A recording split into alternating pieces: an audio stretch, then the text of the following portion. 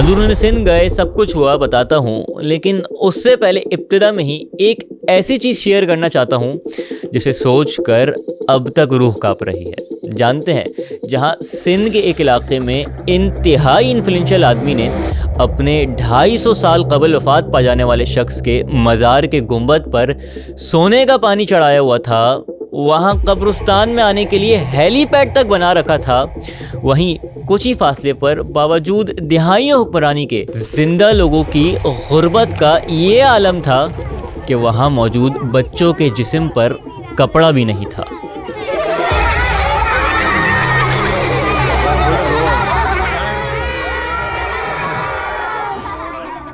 और हाँ, ताकि ये ज़बान की तासुब की बदबूदार बहस इब्तिदा में ही दफन हो जाए, क्योंकि हम कराची की तबाही की जब भी बात करते हैं तो बहुत से प्रोपेगेंडा करने वाले लोग अफराद की, हुकूमत की नाअहली और करप्शन को ज़बान से जोड़ या उसकी आड़ में छुपा रहे होते हैं। तो भाई इब्तिदा में ही डिस्क्लेमर कि जितनी भी तबाही आप इस डॉक्यूमेंट्री में देखेंगे उसमें ज़ालिम और मज़लूम के बीच ना ज़बान का फ़र्क था और ना ही मकामी गैर मकामी का। हाँ, ऐसा नहीं है कि कोई तासुब नहीं था, फ़र्क था, लेकिन वो बस अमीर और गरीब का फ़र्क था। वही फ़र्क जो कराची से लेकर सेवन से लेकर नवाबशाह से लेकर सक्खर तक सभी जगह है, जिसकी ही वजह से जो सेम तबाही कराची में देखने को मिलती है वही सेम उधर भी है। खैर, अब ज़ाहिर है सब कुछ इब्तिदा में ही तो नहीं बता सकते ना, इसलिए चलें डॉक्यूमेंट्री का बाकायदा आगाज़ करते हैं और सब कुछ शुरू से शुरू करते हैं।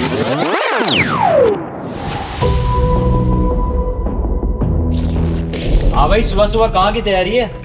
यार, सुबह के 5:30 बज रहे हैं और हम लोग निकल रहे हैं इंटीरियर सिंध के लिए, ताकि ऑन ग्राउंड जाके खुद देख लें कि जो लोग पीपल्स पार्टी को वोट देते हैं उनका सिंध में क्या हाल है। क्योंकि कराची की तो फिर खबरें सामने आ जाती हैं ना करके भी लोग फिर मीर रज़ा या दीगर के लिए आवाज़ बुलंद कर लेते हैं ना।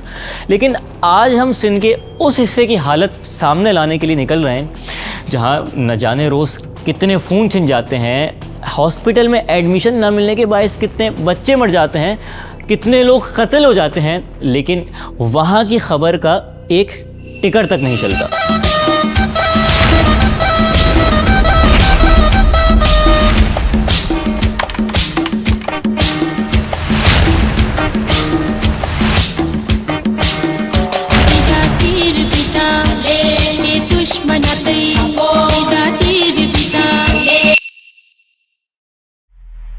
तो सूफियों के सरजमीन यानी सिंध के सफ़र का आगाज़ करते हैं सरदारी साहब के अपने हल्के और घर यानी नवाबशाह से, जो 1912 में ब्रिटिश राज में इस्टेब्लिश हुआ, जिसका ये नाम एक ज़मींदार सैयद नवाब शाह के नाम पर तोहफ़े के तौर पर पड़ा, जिन्होंने लोगों की भलाई की खातिर रेलवे स्टेशन के लिए अपनी 200 एकड़ की ज़मीन तक डोनेट कर दी थी।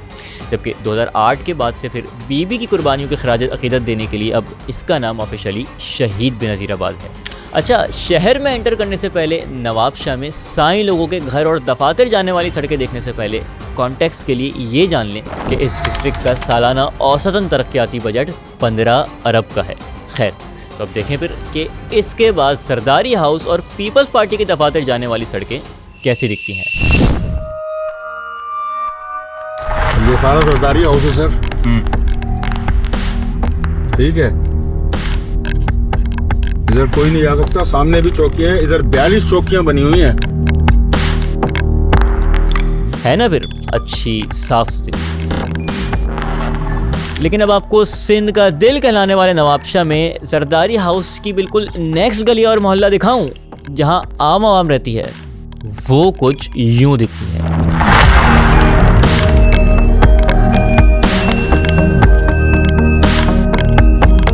पीअण जो हिसाब हे आता है, पीअण जो पानी कोन थो अचे, ही गटर वहे थो। पीअण जो पानी ऐं हुन में पानी में फ़र्क़ु छा रहियो आहे? फ़र्क़ु कुझु बि न रहियो आहे। हे वाटर सप्लाई लॻल आहे असांजी सभील, ऐं हे गटर जो पानी बीठो आहे। अब आप खुद ही बताएं कि सिंध हुकूमत के एडीबी के मुताबिक वो नवाबशाह की सड़कों और सीवरेज पर पिछले सिर्फ 2 बरस 23 और 24 में तकरीबन 10 अरब रुपए खर्च कर चुकी है, जबकि करोड़ों का लोकल गवर्नमेंट का बजट तो इसके अलावा है। लेकिन कहीं से असल हालत देख के आपको लगता है कि यहाँ इतना काम हो चुका है। खैर, लेकिन अभी तो ये आगाज़ है। आइए आप पर इंकिशाफात की भरमार करते हैं। जानते हैं ना पानी पिलाना कितना सवाब का काम है, इसलिए भाई ताकि नवाबशाह में कराची वाला हाल ना हो और लोग टैंकर्स ख़रीदने पर मजबूर ना हो जाएं, इसलिए सिंध हुकूमत ने लोगों की भलाई के लिए 2011 में यहाँ तकरीबन 1.5 अरब की मालियत से एक वाटर फिल्ट्रेशन प्लांट लगाया, जिसे कुछ लोग तो एशिया के लार्जेस्ट फिल्ट्रेशन प्लांट्स की फहरिस्त में भी शामिल करते हैं। लेकिन जानते हैं आज 15 साल बाद यहाँ क्या सिचुएशन है? बजाय ये कि लोग उस फिल्ट्रेशन प्लांट से पानी हासिल करें, इस तरह एक एक बाइक पर इतने गैलन्स रोज़ाना सड़क किनारे मुखय्यर हजरात की जानिब से लगाए गए पॉइंट से ले जाने पर मजबूर हैं। क्यों? क्योंकि आज 15 साल बाद यहाँ वो प्लांट तो है, उसकी मेंटेनेंस के नाम पर ख़र्चा भी होता है, लेकिन बस यहाँ पानी नहीं है। तमाम लोग यहाँ से पानी लेकर जाते हैं, यहाँ तक कि फायर ब्रिगेड का अमला भी जो होता है उनको ये भी, क्योंकि उनका अपना बोर लगा होता है, लेकिन उनको भी यहाँ से पानी मुहैया होना पड़ता है। क्यों? कि वहाँ का पानी ज़्यादा ख़राब हो चुका है। तो इस सिलसिले में ये तमाम लोग जितने भी हैं पूरे नवाबशाह के यहाँ से पानी भरते हैं, ये जो ये मशीनें लगाई हुई हैं। तो ये कितने अरसे से ये मसला चल ही रहा, ख़त्म नहीं हो रहा? ये तकरीबन 4-5 साल हो गए इस चीज़ को। लेकिन आपको बताऊं, ये तो कुछ भी नहीं है। आइए आपको तस्वीर का एक और रुख दिखाते हैं। ये देखिए नवाबशाह, पीपल्स पार्टी का गढ़, जरदारी साहब का घर और शहर के बीच से गुजरती हुई नहर, सब कुछ कितना अच्छा है ना। लेकिन आइए अब आपको थोड़ा करीब से दिखाते हैं। ये वो नहर है जिससे पूरे नवाबशाह को पीने का पानी जाता है। लेकिन आइए मैं आपको दिखाता हूँ कि इसके अंदर क्या मिल रहा है।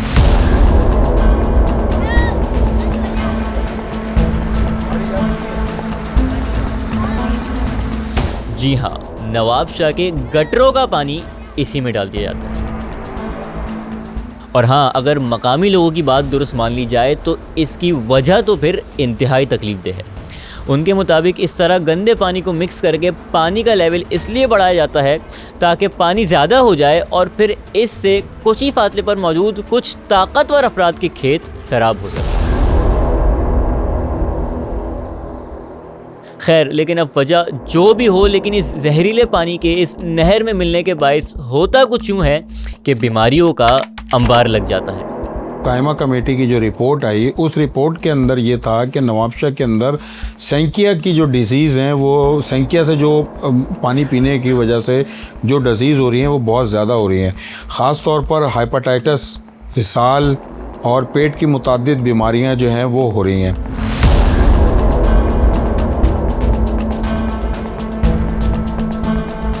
लेकिन सबसे अफसोसनाक बात यह है कि ये वो शहर है जहाँ से ख़ुद हमारी सूबाई वज़ीर सेहत डॉक्टर अज़रा पिचोहा का ताल्लुक़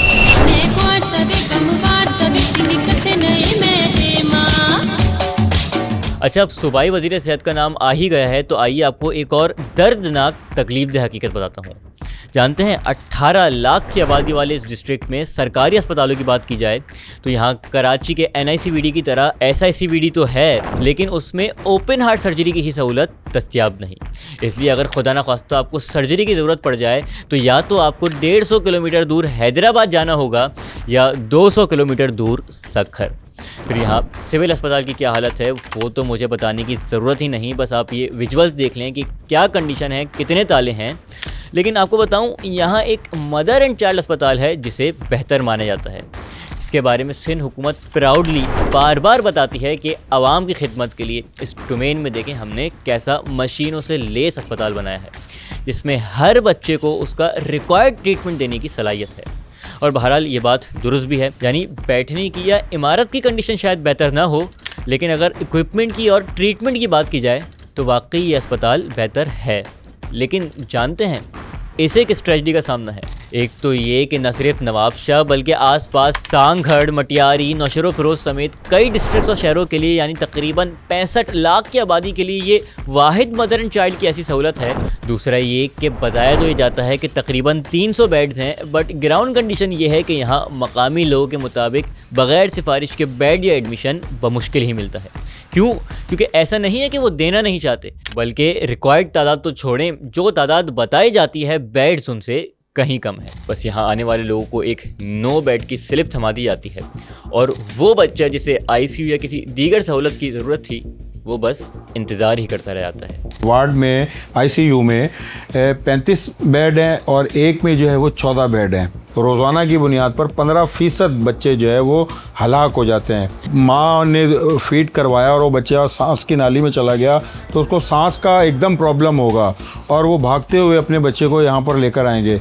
लेकिन जो ऑलरेडी जो बच्चे हैं वही बेड के ऊपर जो उनका इलाज मालजा हो रहा है, तो उस सूरत में अगर वो नहीं उनको एडमिट करेंगे तो जाहिर सी बात है वो बच्चा अल्लाह के पास ही जाएगा। और फिर वही बात कि ये हम बात कर रहे हैं जरदारी साहब की सगी बहन सूबाई वजीर सेहत अजरा पेचोह के अपने शहर की। ये इलाका उसका है, लेकिन जिस पीएस से वो जीती हैं वहाँ पर मैं आपको दिखा सकता हूँ वीडियो कि वहाँ पर एक कब्रिस्तान है, दरगाह बनी हुई है, वहाँ लोग अपने बीमारों को बांध के चले जाते हैं कि ये हमको सेहत देगा। इस वजीर सेहत का हल्का है, उसमें दरगाह पर मरीज बंधे हुए हैं। और जानते हैं ना ये सूरत हाल कब है? जब सिंध हुकूमत के ही मुताबिक पिछले 5 सालों में हेल्थ बजट में वो 1000 अरब से जायद खर्च कर चुकी है। अब चीज़ें तो बहुत हैं, जैसे शायद आप हैरान हो जाए जान के कि तकरीबन नवाबशाह में आपको गटर के ढक्कन लकड़ी के दिखेंगे, जिसकी वैसे मुबैना तौर पे वजह भी काफ़ी दिलचस्प है। लकड़ियों के ढक्कन के पीछे भी एक लॉजिक है और वो लॉजिक ये है कि हमारे एक चेयरमैन साहब नवाबशाह में आए थे, उन्होंने ये मुतारिफ़ करवाए थे लकड़ी के ढक्कन। उनके जहन में ये था कि ये शायद बहुत कम रेट में बन जाते हैं, लेकिन उनके जहन में ये बात नहीं थी कि इससे इंसानी जानों का ज़िया बड़े पैमाने पर हो जाता है। और फिर इस लकड़ी के ढक्कन ने कई लोगों की जेबों को भी जो है वो भरा है। लेकिन चलें आगे बढ़ते हैं और जरदारी साहब के घर से उनकी जाए पैदाइश की जगह से होते हुए सेवन चलते हैं। वैसे याद है हमने इब्तिदा में एक इंतहाई इन्फ्लुएंशियल सियासतदान की बात की थी जिसके तकरीबन 250 साल पहले गुजरे शख्स का मज़ार बालूजा कुब्बा गोल्ड प्लेटेड है, जहां हेलीपैड की सर्विस भी मौजूद है। जानते हैं वो भी और कोई नहीं बल्कि हमारे आपके हम सबके बड़े जरदारी साहब। खबर आपको दें, सदर आसिफ अली जरदारी की नवाबशाह में बालूजा कुबा अपने वालिद मरहूम हाकिम अली खान और अपनी वालिदा माजिदा की कब्रों पर हाजिरी। सदर आसिफ अली जरदारी 3 रोज़ नवाबशाह में क़याम के बाद इस्लामाबाद रवाना होंगे। यहाँ जरदारी साहब पैदा हुए। ये उनके वालिद हाकिम अली जरदारी जो एक वक्त में यूसी चेयरमैन थे, उनका दफ्तर है, ये उनकी कब्र है। जबकि ये जो गोल्ड प्लेटेड मज़ार आप देख रहे हैं वो बकौल उनके 11वीं नस्ल पहले सबसे पहले बिलावल फ़कीर और बालू फ़कीर की कब्र और मज़ार है, जिन्हीं के नाम पर अब 11वीं नस्ल में बिलावल भुट्टो का नाम रखा गया है। अच्छा, वो वरी आसिफ साहब मरामत करे। हाँ, इन ते सोने में पानी चढ़ायो। हाँ, सोने पानी। हाणे हिते आसिफ जरदारी साहब जन ईंदा आहिनि हिते? बिल्कुलु ईंदा आहिनि, जॾहिं बि नवाबशाह ईंदा आहिनि हिते हाज़िरी भरण। अच्छा अच्छा, जी, छा ते ईंदा आहिनि? बाय रोड या बाय रोड बि ईंदा आहिनि ऐं जहाज ते बि ईंदा आहिनि, हेलीकॉप्टर ते।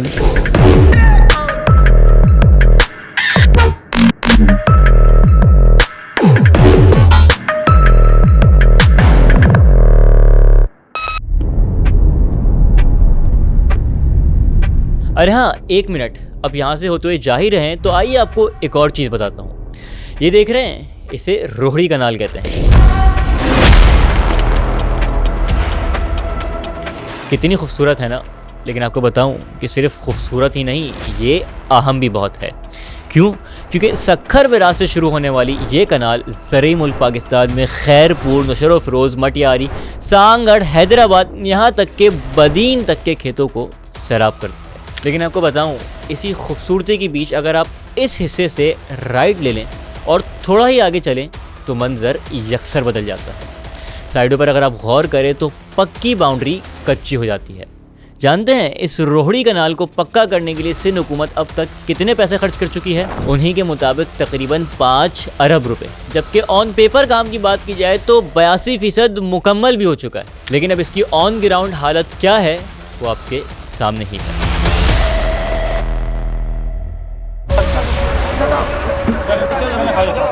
2016 का साल भी कमाल तब्दीली का साल था, जहां एक तरफ कराची की क़यादत की शक्ल बदली तो वहीं सूबाई सतह पर भी कायम अली शाह साहब के बाद एक नए वज़ीर आला मंज़र आम पर आए।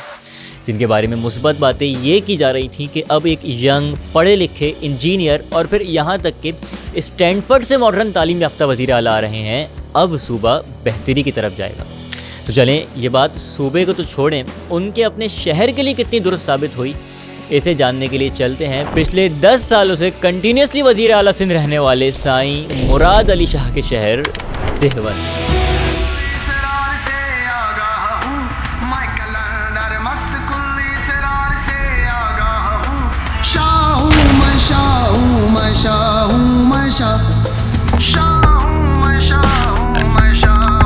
अच्छा, सेवन के बारे में जानते हैं ना कि कितना ख़ास है। मतलब हज़रत लाल शहबाज कलंदर का मज़ार यहाँ है, तारीख़ी उल्टी बस्ती, सेवन फोर्ट, अरे पाकिस्तान की सबसे बड़ी मीठे पानी की झील भी यहीं है।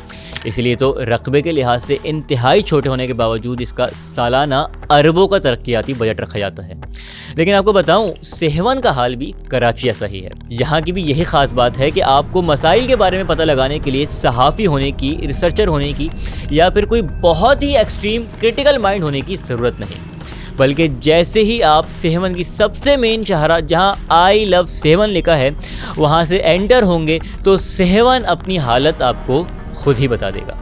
यानी ये वो शहर था जहाँ घूमते हुए वाक़न हमारी आंखों में आंसू आ गए। यानी आप तसव्वुर कर सकते थे कि हज़रत लाल शहबाज कलंदर का मज़ार, जहाँ बहुत से परेशान लोग भी अपने अक़ीदे के हिसाब से उनके वसीले से अल्लाह से ये दुआ मांगते हैं कि उनकी हालत दुरुस्त हो जाए, इस मज़ार पर जाने वाली मेन सड़क की हालत सोच सकते थे कि ऐसी होगी।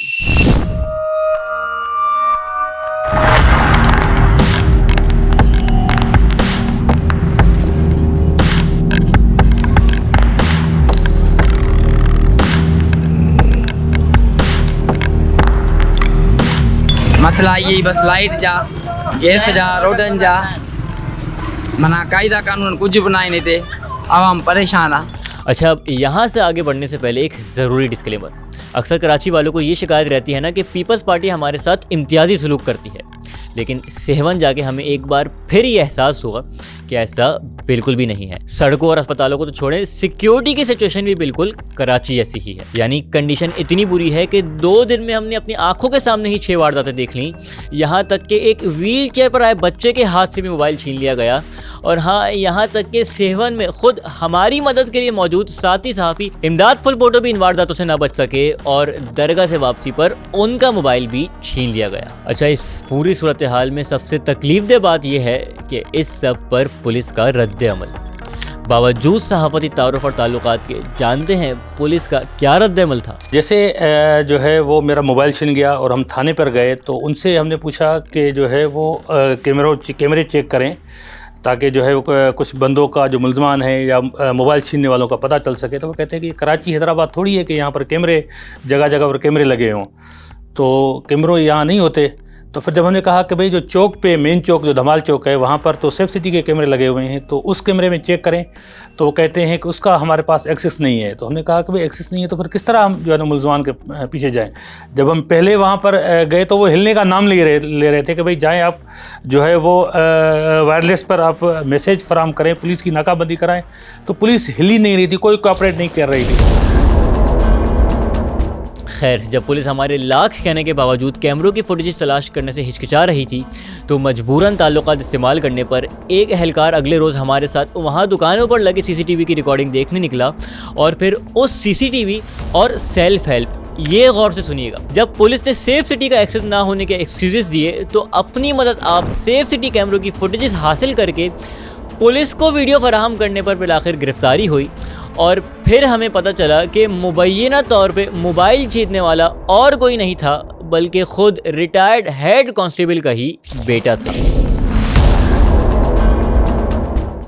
हाँ, वो अलग बात है कि फिर चंद दिनों बाद उसी हेड कांस्टेबल की साथी सहाफ़ी को कॉल रिसीव होती है जिसमें वो पहले यकीन दहानी कराते हैं कि मेरा बेटा बेकसूर है वगैरह, और फिर बेटे की जिम्मेदारी पर रिहाई इस शर्त के साथ मांगते हैं कि आपको तो आपका मोबाइल चाहिए ना, एक काम करें, बेटे को रिहा करवा दें और बस मंगल तक का टाइम दे दें, आपको आपका मोबाइल और चोर मिल जाएगा। और फिर क्या होना था, बेटे की रिहाई पर मंगल तो क्या, पीर को ही मोबाइल और एक मुबैना चोर मंजर आम पर आ गया। अच्छा, यहाँ एक इम्पॉर्टेंट बात, जितने भी ज़बान की बुनियाद पर प्रोपागेंडा करने वाले लोग आप देखते हैं उन्हें ये हिस्सा ज़रूर भेजिएगा कि कराची में तो हम शायद गैर मकामी की बात छेड़कर जुल्म को कहीं ना कहीं सेव कर लेते हैं ना, लेकिन यहाँ तो सब मकामी हैं फिर भी फ़ोन छीन रहे हैं। इसलिए बात यह है कि मसला ज़बान या रंग नस्ल का नहीं बल्कि हुकूमती नाअहली और करप्शन है जो सब जगह एक सी है।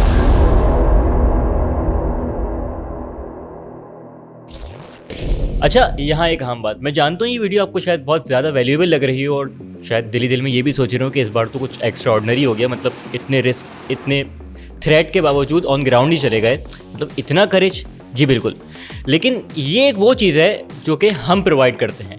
लेकिन आपको बताऊँ एक और चीज़ है कि जिसके भी बगैर इस तरह की डॉक्यूमेंट्रीज़ मुमकिन नहीं, और वो है पेट्रियन पर आपकी जानिब से हमारी सपोर्ट। क्योंकि जाहिर है इतनी रिसर्च, इतना वक्त, इतना सफ़र, it has a cost. By the way, Patreon का एक और फ़ायदा भी है और वो ये कि आप हमारा एक्सक्लूसिव कंटेंट भी इंजॉय कर सकते हैं। जैसे कि ये डॉक्यूमेंट्री कैसे बनी, कब कहाँ गए, क्या हुआ, किसने रोका, किसने गाड़ी की तस्वीर खींची, और हाँ, कौन से होटल के किस दरवाजे पर किसकी आमद हुई, ये सब भी देख सकते हैं। Back to the documentary. अब हज़रत लाल शहबाज कलंदर के मज़ार तक आ ही गए हैं तो आइए इधर ही से चंद मिनट के फासले पर वाक़े तारीख़ी 7 फोर्ट चलते हैं। अच्छा हाँ, पहले थोड़ा मेंटली तैयार हो जाएं क्योंकि शायद आपको आदत हो तारीख़ी मकामात ऐसी कंडीशन में देखने की, या फिर अगर अपने ही मुल्क की बात करें तो ऐसी कंडीशन में देखने की। लेकिन अफसोस की बात यह है कि सेहवन में हिस्टोरिकल साइट कुछ ऐसी दिखती है।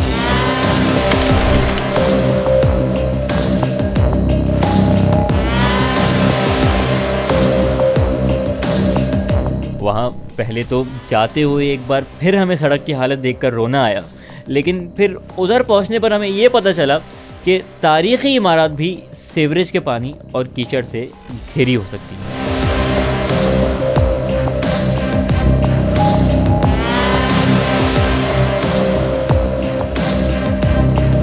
और हाँ, फिर वही बात कि कहीं से इन सड़कों को देख के लगता है कि पिछले 2 बरस में एडीबी से तकरीबन 1 अरब रुपए यहाँ खर्च हो चुके हैं, जबकि जाहिर है लोकल गवर्नमेंट का बजट तो फिर इसके अलावा है। खैर, अभी भी चीज़ें बहुत से कवर करने के लिए इसलिए आगे बढ़ते हैं, वरना हम आपको बताते कि इस हिस्टोरिक और रिलीजियस टूरिज्म से भरपूर शहर के लिए सिर्फ एक ही मेजर सरकारी अस्पताल है जिसकी हालत कुछ ऐसी है, जबकि पूरे शहर में कोई एक आधी ढंग का होटल है जहाँ कोई ठहर सके। वरना अगर कल्चर एंड टूरिज्म डिपार्टमेंट के अपने रिजॉर्ट्स की बात की जाए तो उसकी हालत कुछ ऐसी है। लेकिन चलें आगे बढ़ते हैं और आपको दिखाते हैं पाकिस्तान में मीठे पानी की सबसे बड़ी मशहूर तरीन मंछर झील। जी बिल्कुल, अब हकीकत यह है कि कई सालों से वफाक और सूबे दोनों की नाअहली, बैड गवर्नेंस के बाइस इसकी हालत कुछ ऐसी हो चुकी है। पानी अब इतना जहर आलूद हो चुका है कि पीना तो बहुत दूर की बात है, इससे हाथ धोना भी नुकसानदेह है। और ये सब हुआ कैसे? क्योंकि 1976 में जब वफाकी हुकूमत भुट्टो साहब की थी तो ये फैसला हुआ कि फैक्ट्रियों का जो केमिकलाइज्ड पानी, खेतों का जहरीला फुजला, शहर की गंदगी है, वो मेन नारा वैली ड्रेन में डाल दी जाए। और वो कहाँ गिरती है? अल्टीमेटली मंछर झील में। अब इसमें सबसे अफसोसनाक बात यह है कि इसको डील करने के लिए सबसे पहले ज़ियाउल हक के दौर में एक नई नहर राइट बैंक आउटफॉल ड्रेन बनाने का फैसला हुआ ताकि ये जहर मंछर के बजाय अब उसमें जाए जिसका फ़ेज़ 1 और 3 वफाक के ज़िम्मे, जबकि फ़ेज़ 2 सिंध हुकूमत के इरीगेशन डिपार्टमेंट के ज़िम्मे था। लेकिन जहाँ इतनी वफाकी हुकूमतें बदलने के बावजूद सालों का काम बिलाखिर 3 दिहाई बाद 2020-21 में मुकम्मल हो गया, वहाँ 2001 से फ़ेज़ 2 पर शुरू हुआ काम पहले कुछ साल मुशर्रफ डिक्टेटरशिप सेटअप से, फिर नॉन इंटरप्टेड 2008 से सिंध में हुकूमत के बावजूद, बार बार अरबों रुपए के रिवाइज बजट के बावजूद, और हाँ उन्हीं के मुताबिक 40 अरब खर्च होने के बावजूद 2026 में भी पीपल्स पार्टी से मुकम्मल ना हो सका। इस मंसूबे में तकरीबन 4 साल में ये मुकम्मल होगी। बहुत सारे स्ट्रक्चर्स बनाने पड़ेंगे और ये बहुत बड़ा एक मंसूबा है। इस मंसूबे की ख़ास बात यह है कि इसको सारे पाकिस्तानी इंजीनियर्स डिज़ाइन करेंगे और इस पे जितना भी काम होगा वो इंशाअल्लाह पाकिस्तानी कॉन्ट्रैक्टर्स ही काम इस पे करेंगे। अच्छा हाँ, अभी तो मैंने ये नहीं बताया कि वज़ीर आला सिंध के अपने शहर में मौजूद इस मशहूर तरीन झील के किनारे रहने वाले लोगों की क्या हालत है। बताते हुए भी तकलीफ़ हो रही है कि उनके पास न सिर्फ साफ़ पानी नहीं है, खाना नहीं है, स्कूल नहीं है, अस्पताल नहीं है, बल्कि गुर्बत का ये आलम है कि बच्चों के जिस्म पर इवन कपड़ा भी नहीं है, कपड़ा भी नहीं, कपड़ा भी नहीं।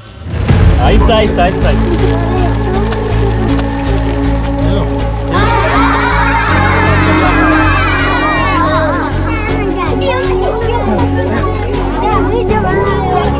स्कूल ऐसे होता है या पानी कुछ जब बने स्कूल बनेगा स्कूल पे नहीं थे ना कुछ जब ये बार जेके बाइन सब स्कूल नहीं ना स्कूल को ना ये नहीं घुमदा था बस हम तो हे तो पानी पींदा हो जाए ना इन में जना पानी और डोंग करे ना चारा में जाके 2-5 रुपया जरिया ये करे कहीं है साल से यको आई हालत तेरे सटकी में ओ दो मिठो पानी में जे रे आई सेमनाल का जो ना किन्नी जा सेम सारो गटर हो जो नहीं करे खारो।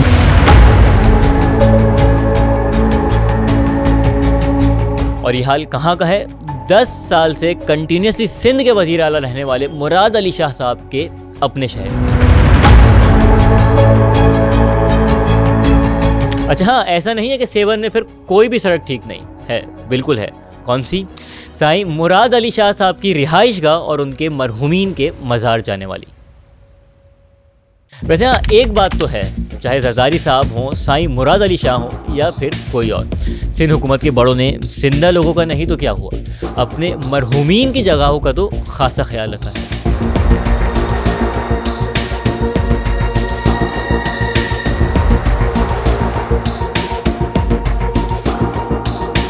चलिए, इतनी संजीदा और तकलीफदेह बातें हो गई हैं तो थोड़ा माहौल रिफ्रेश और पॉजिटिव करते हैं। पहले आप ये जान लें, इंपॉर्टेंट मालूमात नोट कर लें कि सूबे की क्या हालत है। इस हवाले से सिर्फ इंटीरियर सिंध पर ही डॉक्यूमेंट्री नहीं बनी, बल्कि ऐसे ही ऑन ग्राउंड जाकर इंटीरियर पंजाब पर ही बनी है, जो बहुत जल्द ऑन ईयर हो जाएगी, जिसमें आप जानेंगे कि लाहौर के अलावा पंजाब कैसा दिखता है, बुज़दार वर्सेस मुराद की ग्राउंड रियलिटी क्या है, साउथ पंजाब का क्या हाल है व दीगर। और हाँ, दूसरा ये कि ऑन अ सीरियस नोट के जो चीज़ें सिंध में ठीक या बेहतर हैं उस पर भी बात कर लेते हैं। सेहवन के बाद हमने रुख किया था बेनज़ीर साहिबा की आरामगाह गढ़ी खुदा बख्श से कुछ ही फासले पर उन्हीं के बेटे बिलावल के हल्के और शहर लाड़काना का।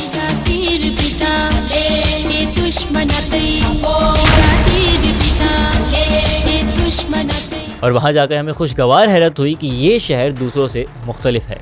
सड़कें भी ठीक थी, इंफ्रास्ट्रक्चर भी, अमन अमान की सूरत हाल भी, और हाँ, ओवरऑल सहूलियात भी। हाँ, कुछ चीज़ों में मसाइल थे जैसे चांद का हॉस्पिटल, लेकिन चले फिर भी जो हकीकत है वो है, और वो ये कि लाड़काना की हालत सिंध के बाकी शहरों से कहीं बेहतर है।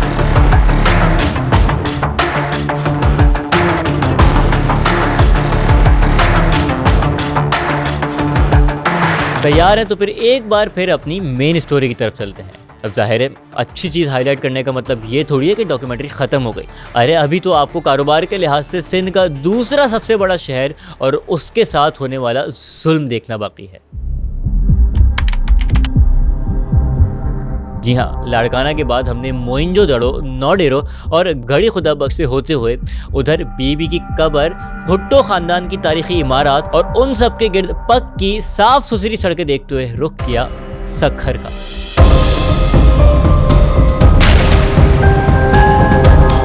अच्छा, अपेरेंटली अगर आप सक्खर की मेन सड़कों पर घूमें तो आपको सब कुछ ठीक नज़र आएगा, लेकिन आपको बताऊं, इस मेकअप के पीछे इस शहर का असल रूप भी छुपा है। जी बिल्कुल, जैसे ही आप मेन सड़कों से शहर के मुख्तलिफ इलाकों में जाएंगे तो आपको पता चलेगा कि चंद सड़कों के अलावा बाकी शहर की सड़कें कुछ ऐसी दिखती हैं। यानी हालत ये है कि बहुत मुश्किल है कि 20 मिनट आप खाना खाने के बाद इन सड़कों पर सफ़र करें और वो हजम ना हो। इवन कुछ सड़कें तो ऐसी हैं कि जिसमें आपको आपके ड्राइवर से ये सुनने को मिलेगा कि साहब अब आपको उतरना पड़ेगा वरना गाड़ी आगे नहीं जा सकती। नहीं जाएगी, लग जाएगी, पूरा तुरंत से पड़ जाएगा। आप अगर उतर जाए मैं तो ट्राई करता हूँ।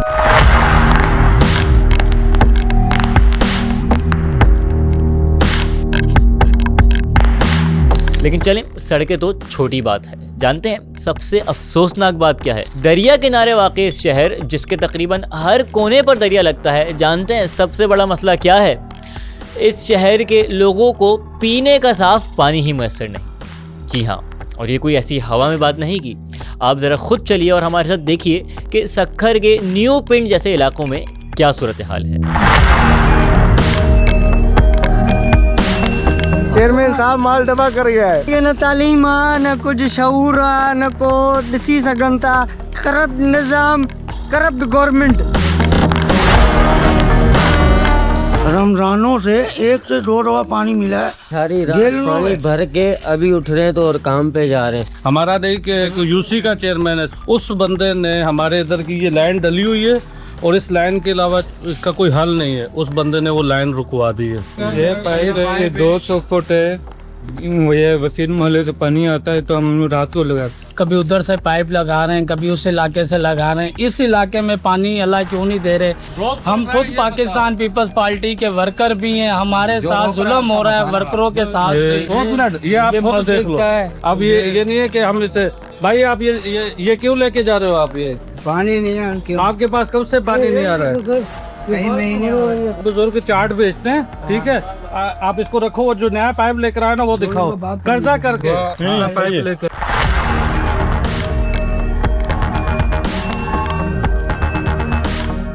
और हाँ, इस शहर के आवाम और पानी के साथ जुल्म सिर्फ यहीं ख़त्म नहीं हुआ। आइए आपको एक और चीज़ दिखाता हूँ। ये दरिया सिंध है, न जाने जिससे कितने लोग पानी पीते हैं, लेकिन सक्खर में बैड गवर्नेंस का ये आलम है कि तकरीबन पूरे शहर की गंदगी इसी दरिया सिंध में यहाँ से छोड़ दी जाती है।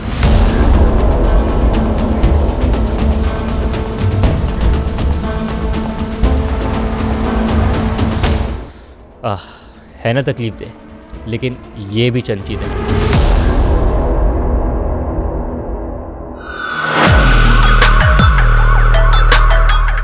इसी तरह सेहत की बात की जाए तो वही हालत तालों और सहूलियात का फुकदान दीगर शहरों की तरह सक्खर में भी है। जबकि अगर स्कूल्स और थानों की बात की जाए तो मेन इलाकों के स्कूल्स यहाँ ऐसे दिखते हैं। तकरीबन पाकिस्तान बनने से पहले का भी हमारे पास यहाँ पर एक स्कूल है जिसका नाम इकरा है।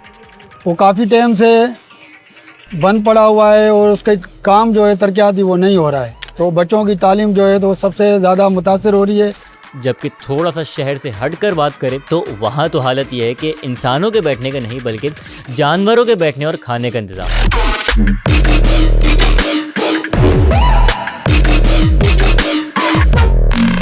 लेकिन सबसे ज़्यादा शौक आपको तब लगेगा जब आप गलती से किसी काम से इस इलाके के थाने चले जाएं, क्योंकि शायद वहाँ न सिर्फ आपको ढंग की इमारत ना मिले बल्कि ऐसा भी हो सकता है कि कोई पुलिस एहलकार ही ना दिखे।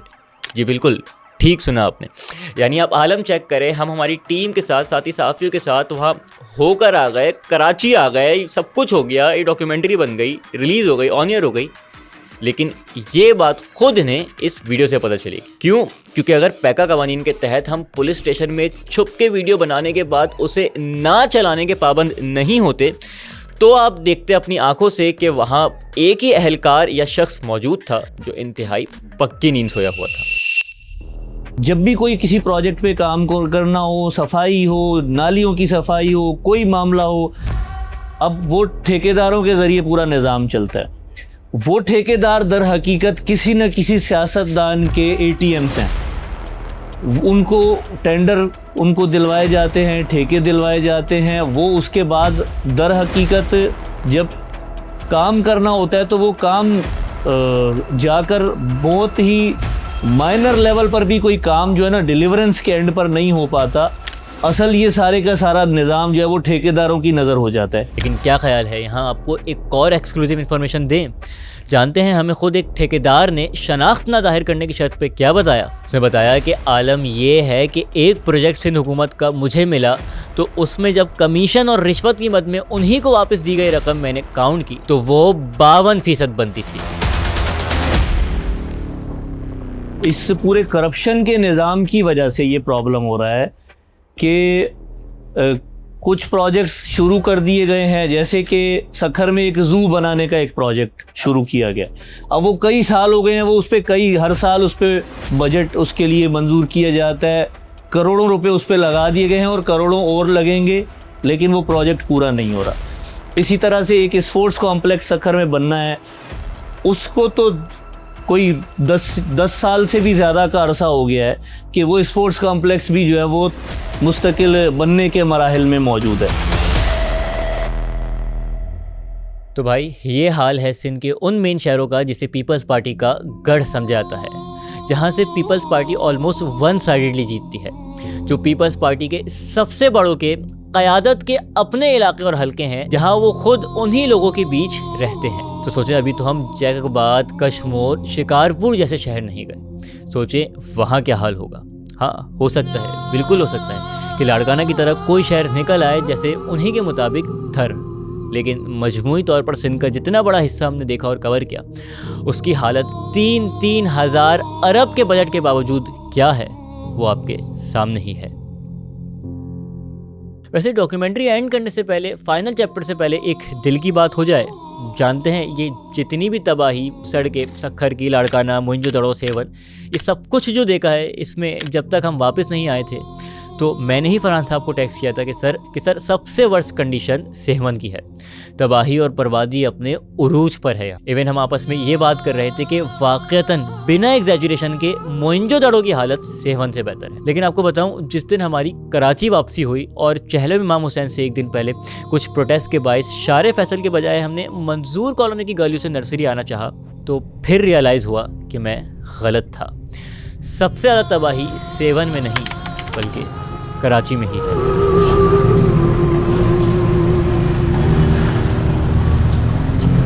आगे से आपने थोड़ा बनाया ना, ऊपर छत वाला गाड़ी से ऊपर। दिल से तुझको दावत है, कभी आओ पास हमारे।